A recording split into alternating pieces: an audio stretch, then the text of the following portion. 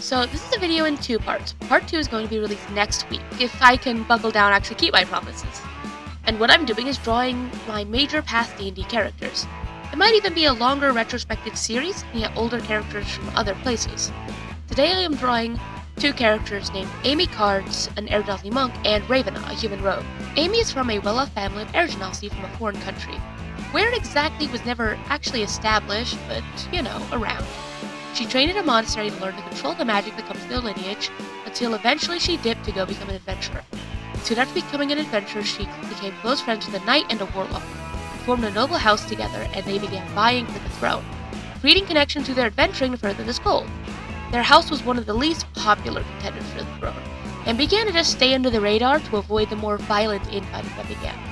Once a new king was chosen, the three went their separate ways. Ravena is not actually this character's name, sort of. Ravena was a real woman, a rogue, who took a changeling named Aleander as an apprentice a few years ago.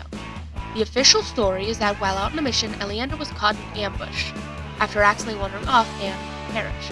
What actually happened was Ravena arrived in time to save Aleander, but died in the process, and Aleander took her mentor's place using her shape-changing abilities as a changeling, and then went on to take some leave from the Thieves Guild to become an adventurer, because she'd heard that was the fastest way to improve, and she needed to match her mentor's skill as quickly as possible while avoiding people who knew her too well.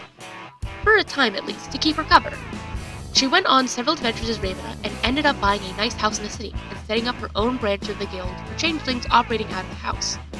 It became to be known as the Flower House, and she never really revealed her secret to anybody aside from a few very close friends of her adventuring days. Anyways, that's all I have for now. Make sure to like the video if you enjoyed, and subscribe if you want to see part 2, where I tell you about Miss and Jordan, my two most recent characters. I'll see you next week.